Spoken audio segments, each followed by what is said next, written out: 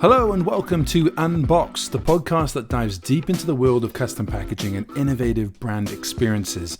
In each episode, we'll be exploring the latest trends, innovations, and best practices in the design and packing industry, and then taking a look at how they can help businesses like yours to create memorable and impactful brand experiences. I'm your host, Sam Johnston. Let's get started. All right, so welcome to the Unboxed podcast that dives deep into the world of custom packaging and innovative brand experiences. In each episode, we'll be exploring the latest trends, innovations, and best practices in the design and packaging industry, and how they can help businesses like yours to create memorable and impactful brand experiences. I'm your host, Sam Johnston, and in this episode, we'll be talking to Syama Bunten. She's the principal at Big Delta Capital, an entrepreneurial investor across lots of different organizations, as well as CEO and founder at Scaling Retail. Thank you so much for giving the time to our listeners. It's great to have you here. Thank you for having me. Thrilled to be here. And it's your birthday. You didn't have to grace us with your presence on your birthday, but we're so appreciative. So happy birthday. Thank you. I'm always excited to celebrate with others. So consider this part of the celebration. And all the guests that are listening as well. That's amazing. Well, as always, we're going to go through 5 key questions here. If it's your first time listening, I'll run through those now. And then you can jump to different people on different episodes and get their hot take on that specific element of the market. But the first question starts off with what inspired our guest today to get into the packaging, branding, retail, product growth style industry. How do they get this started in the field? The second one will be, how do they think that custom packaging, product brand experiences contribute to creating loyal customer bases? Then the third one would be any success stories, maybe any case studies or businesses that they've seen that have transformed their brand or product through these type of experiences. The fourth one there will be, is there any challenges or any roadblocks or things that are likely going to come ahead as you start to launch your products, go into new markets, go after new customer types, that they can let you know ahead of schedule so you don't have to overcome those yourself. And the last one will be us looking through our crystal ball, what's going to be happening over the next 5 to 10 years. And then hopefully some of those bits of gold that you can put into your business to get ahead of schedule and get ahead of all the competition. So going all the way back to the beginning there, what inspired you to get into the branding, packaging, retail style industry, and how did you get your start in the field? It's a great question. I knew I was going to be in retail when I was about 9 years old. So most people probably have this realization quite a bit later in life, but I was at 9 years old and I was having to write a school paper. And I remember going to the mall on the weekend and really remarking that things went on sale. So at a very young age, I was fascinated by how something could be priced one thing one day, and the next day it was magically cheaper. And that really sparked my interest. I then went on to study economics and philosophy. And then my first job out of college was actually at Macy's. I was in the Oh, wow. Federated Business Development Program out in New York, and that started my entire career. So going from walking the mall and remarking on things at Macy's to working there was really full circle at a very young age. I love that. That's awesome. And sort of jumping from there, how did you get into where you are today? Yeah, so the early parts of my career were really spent in these really interesting offices. So after Macy's, I was one of the first few people at Barneys.com running their e-commerce division. And if you can imagine back in the day, having conversations with Prada and Balenciaga and trying to convince them to sell online, these were literally the conversations that we Wow. were having. So talk about dating myself, but also what a time to be alive. From there, I went on to Gucci, where I was one of the first people to sort of spearhead the outlet division in the United States. Really an incredible experience, once again, sort of reinforcing this luxury experiential side. And then Yeah. from there, I went on into the world of startups. So I have spent the last 12 years working specifically with brands that are launching and scaling globally. So that means launching stores in places like Bahrain or working with clients in Shanghai or even in Tanzania. I had the pleasure of launching the first luxury advanced contemporary drop shipping platform that sourced from nearly half of the countries on the continent. Wow. So it's really been a wild, wild west of adventures in retail. And along the way, as you can imagine, I've been involved in really the 360. So everything from how do we look at budgets, timelines, allocation of spend, hiring teams, packaging, Yeah. marketing, product development, margins. I'm basically a co-CEO for hire, if you will. Wow. That's incredible. It's been really wild. I mean, one of the coolest things has been along the way, I've had the chance to see how both privately held businesses that are small and what are the key components that really help them to make the right budget allocations to eke the most amount of capital Hmm. and also to be able to get the most amount of ROI. And then I've also been able to work with the P&Ls of some of these very large institutions and being able to see sort of what are the things that move those needles. And they're very different, as you can imagine. And so one of the places I've actually spent quite a bit of time has been how do we actually find the right resources and partners for these startup companies that are really going to be different from these bigger businesses? Yeah, that's 100% right. And you also have this arm that you've been working in of investing into smaller businesses, into startups, I'm assuming. Tell us a little bit about that and like what got you started into investing into these businesses? Oh my gosh, this has been quite a journey, and I'm so happy to double click on this. When I was starting to look at different ways of actually just wealth creation, I'd had my agency for about 5 or 6 years, and I was like, 99% of startups fail. You're not going to get rich by having a corporate day job. So, Hmm. how do you actually start to look at impact and wealth? And how do you start to create change in the world? And so I started to realize that up until that point, I had only really been educated on 5 ways of making things happen, if you will, financially. It was 401k, your stock market, you'd look at things like maybe real estate, go be an entrepreneur, let's moonshot it, and then save your pennies from your corporate day job. But I really had no understanding of how else you would create wealth and create change in the world. Hmm. So, with a little bit of help from lots of friends, I ended up starting to find my way through venture. And so for the last like 5 years or so, I've been investing in both early stage and late stage businesses, but across a real plethora of categories. As my husband would say, there's no way of sort of putting a thesis on me because I'm so interested in being interested in what's happening in the world. And so some of the companies I've had the pleasure of investing in would be fashion brands like Another Tomorrow that are really spearheading what it means to be an advanced contemporary sustainable business, to even companies like Rebundle that are doing hair braiding for women made out of banana fibers. Oh, And they've wow. been sourcing those banana fibers out of the continent of Africa. I've also had the pleasure of investing in things like cancer therapeutics to construction companies spearheaded by really incredible female CEOs, and most recently, Broadway. And so for me, when I start to think about investing as a category, what does it mean to me? I am fully immersed in the entire experience coming from this CEO, brand management, launching capacity, Yeah. and then understanding the components of what might make something successful. And Wow. so the really fun part of it for me has been both learning about founders, really understanding sort of what is go-to-market viability. It's almost as if I feel like I have some competitive edge on that, right? Having Yeah. been able to do this for so long. And then just the curiosity, because I'll tell you what, I had no idea anything about things like cancer therapeutics or women's health care, all these new categories, and yet they've exposed me to not only potential upside in terms of financial returns down the road, but also exposed my mind and my heart to just different ways of creating commerce and business and community. Wow. I mean, that's such a breadth of experience that I think we're going to get some gold out of these next couple of questions.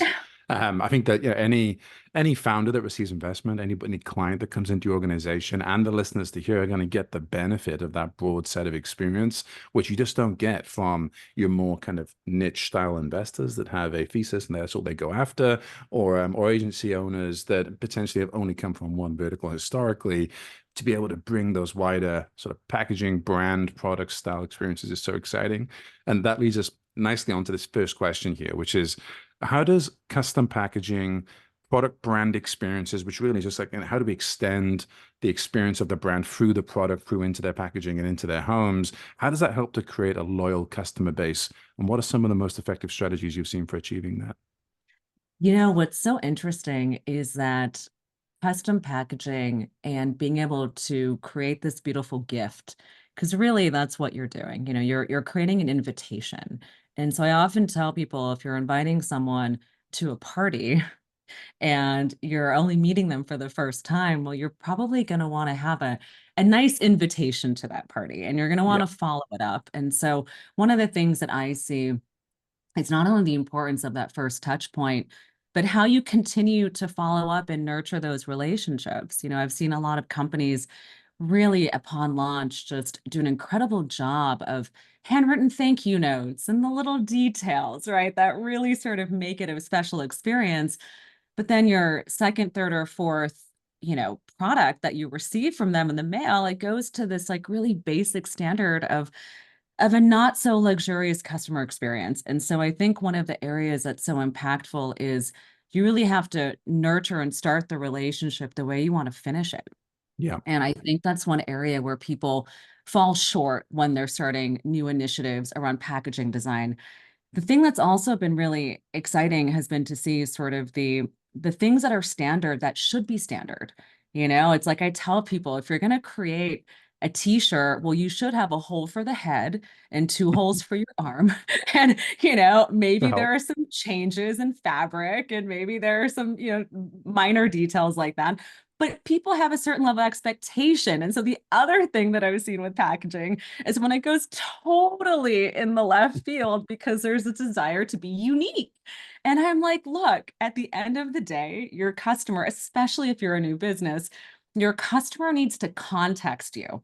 So, how are they going to context you? It's both by what is similar to the things that I know and feel and experience, and also what is differentiating from that. And so, Yeah. I've also seen things that go way, way off the left field here.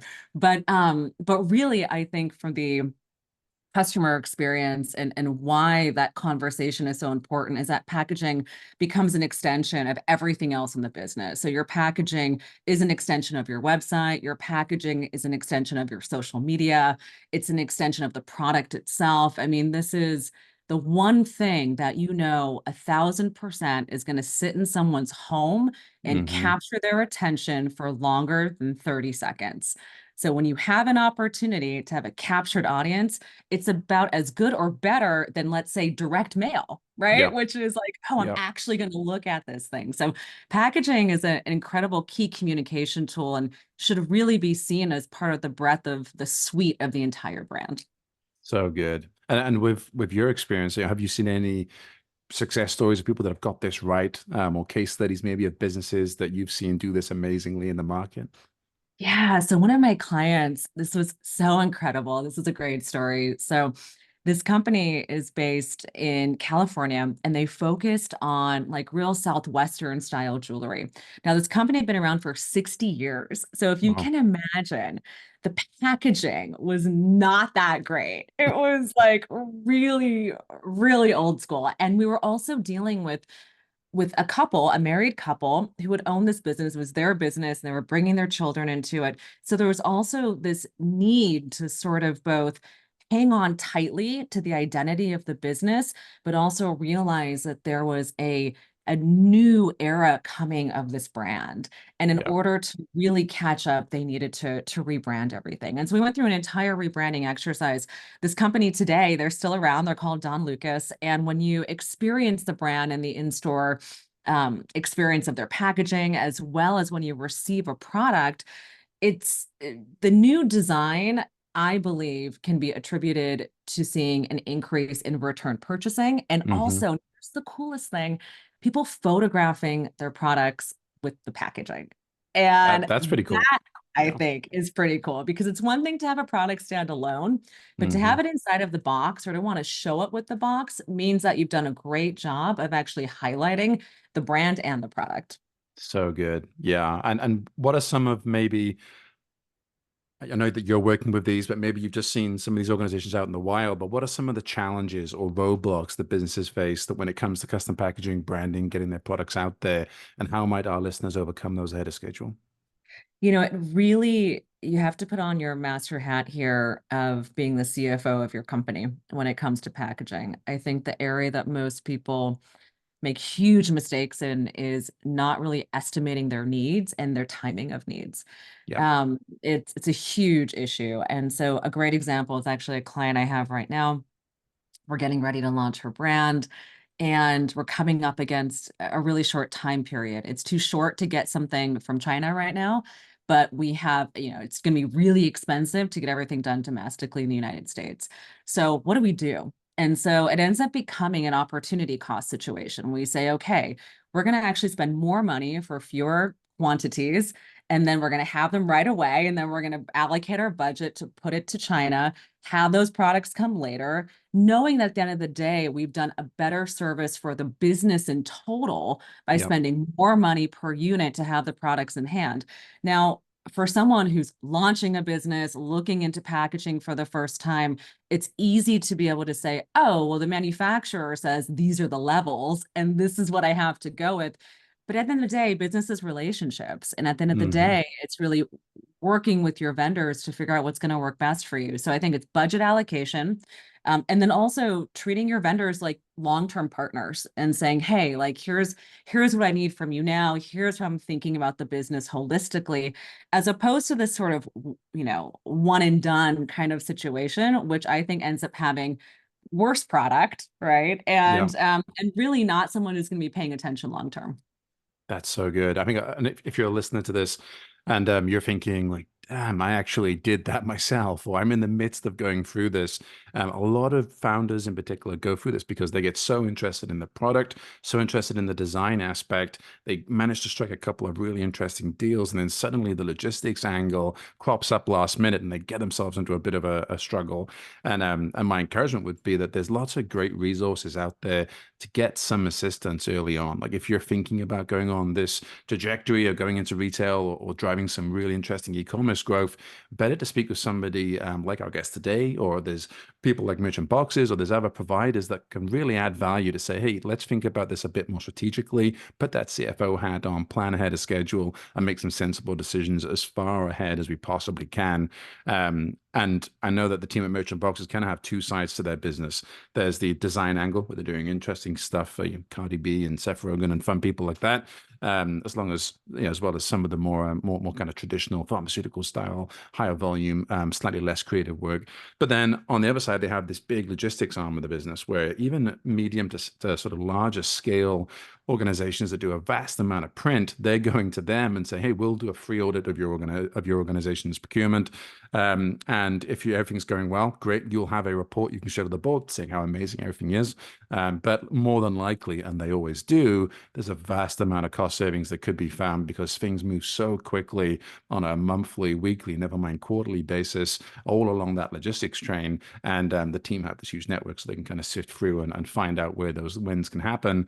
But if it's happening for those big organizations, you can be sure it's going to be happening to a small mom and pop shop, a solo entrepreneur. So yeah, absolutely get in touch with somebody like our guest today ahead of schedule if you can to get their input and get some expertise.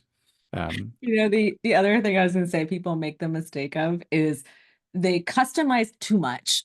Yeah, And that is the other thing that I see as a big they customize too much. I'm like, yeah, the ribbon with the logo and the tissue paper with the logo and the sticker with the logo and the box that's like logo on the front, thing on the inside. And, it's like, and it's one thing if you're a big business and you can afford to buy bulk quantities and you yeah, can like really get everything perfect and you have the budget. But when you're a small company, right, it's really important to say, where can I get the biggest and best brand impression, right? Without 100%. necessarily breaking the bank.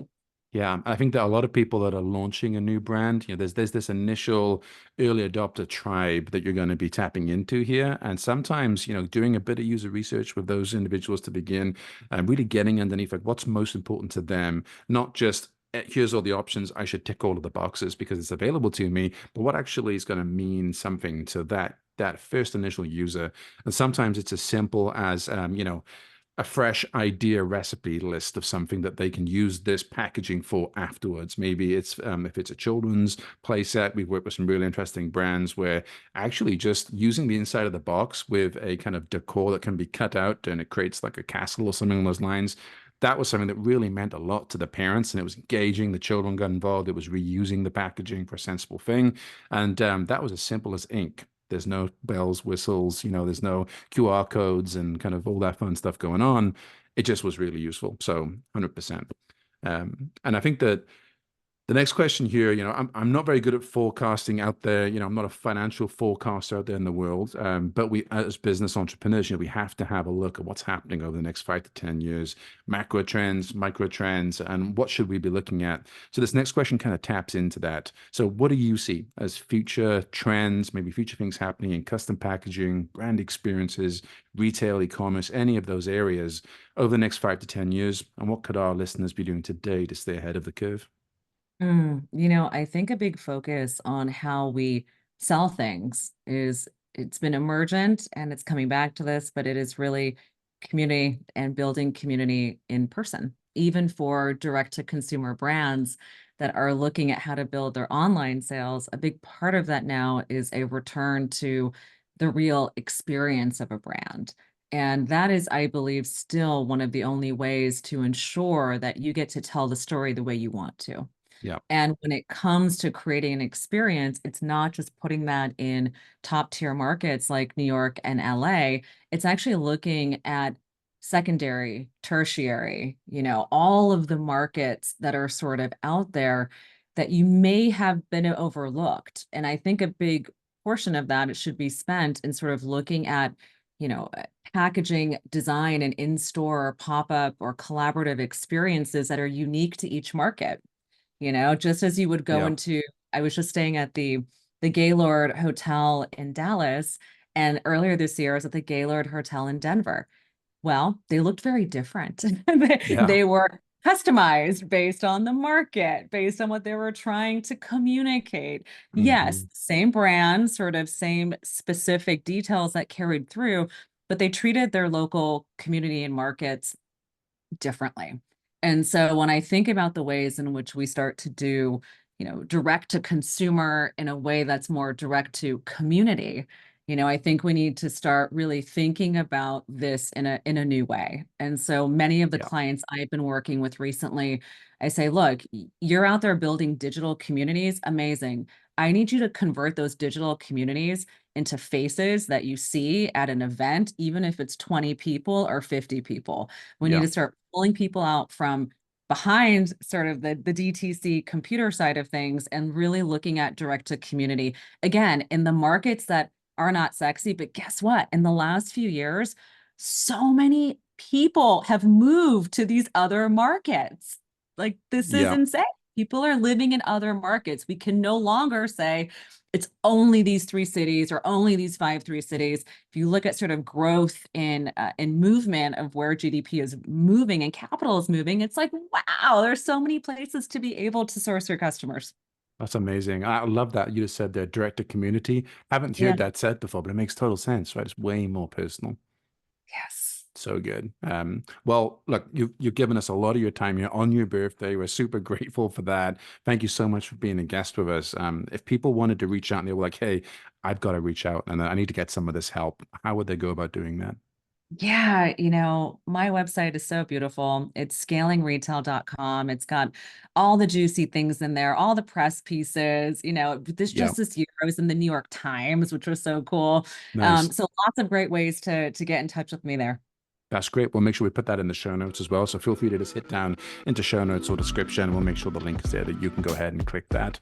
And if you've enjoyed this episode, be sure to subscribe to our podcast. Leave us a review wherever you're listening to it. It means a lot to us and all the robot overlords controlling things. If you have any questions, comments, suggestions, or you'd like to be a guest on a future episode, you can reach us on email at hello@merchantboxes.com. And until next time, keep thinking outside the box and creating unforgettable brand experiences.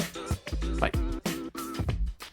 Thank you for listening to today's episode. It was sponsored by Merchant Boxes. Merchant Boxes provide custom packaging to large businesses and small creators that customers love. If If you're looking for award-winning custom package designs that make your business and products stand out from the competition, click the link in the show notes to find out more.